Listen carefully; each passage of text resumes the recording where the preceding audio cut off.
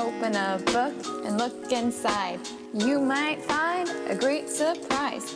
You can travel to distant lands, all in the palm of your hands.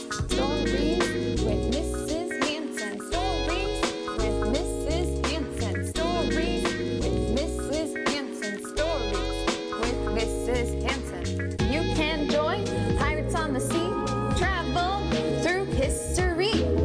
You can learn to do anything, even how to sing. Stories with Mrs. Hansen. Stories with Mrs. Hansen. Stories with Mrs. Hansen. Stories with Mrs. Hansen.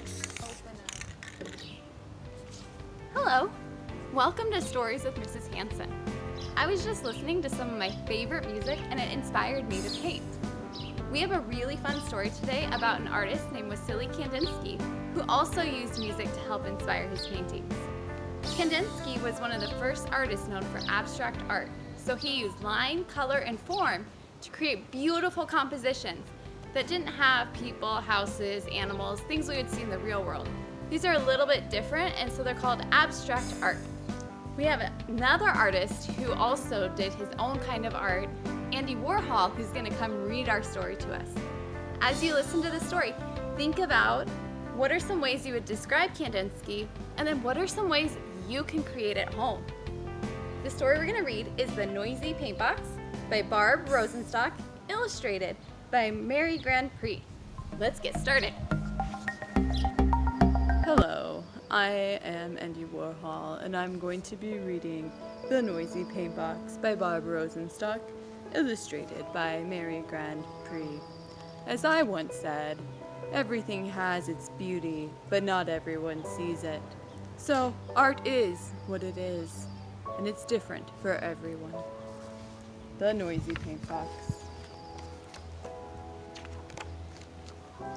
Vasya Kandinsky spent his days learning to be a proper Russian boy. He studied bookfuls of math, science, and history. How boring. He practiced piano scales to the marching click of the metronome. He sat stiff and straight at dressed-up dinners while the grown-ups talked and talked and talked. Vasya's well-off world was perfectly polite, until the day his aunt gave him a small wooden paint box. Every proper Russian boy should appreciate art, said Auntie. She showed Vasya the correct way to mix colors on the paint box palette. Vasya mixed red with yellow, then he mixed red with blue. As the colors changed, Vasya heard a whisper, hiss, louder, hiss, then louder still, hiss. What's that sound? Asked Vasya. I don't hear a thing, said Auntie. Vasya listened as his brush stirred and swished. The swirling colors trilled like an orchestra tuning up for a magical symphony. Mama, Papa, cried Vasya. What a noisy paint box. Silly Vasily, said Papa. Stop being foolish, said Mama. Vasya painted the sound of the colors. He spun a bright lemon circle onto the canvas. It clinked like the highest notes on the keyboard. He brushed a powerful navy rectangle that vibrated deeply like the lowest cello strings. He tossed up jagged swashes of blaring crimson and added cheerful dots of burbling green, clanging orange, and tinkling violet. Vasya painted and painted until the colors went quiet. Look what I made, shouted Vasya. Is it a house? Asked Auntie. Is it a flower? Asked Mama. What's it supposed to be? Asked Papa. It's music, said Vasya, waltzing his painting around the house. Calm down, said Mama. Do some math, said Papa. Heavens, said Auntie, this boy needs a proper art class.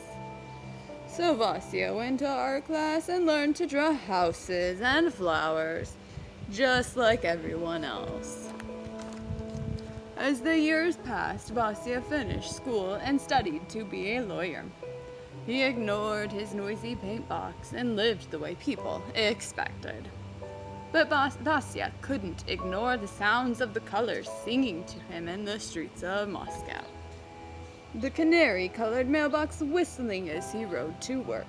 The scarlet sunset haze ringing above the ancient Kremlin walls.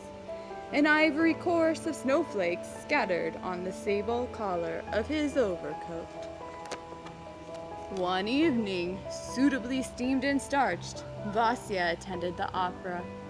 As the orchestra's music crushed around him, the colors of the noisy paintbox twirled wildly in his mind.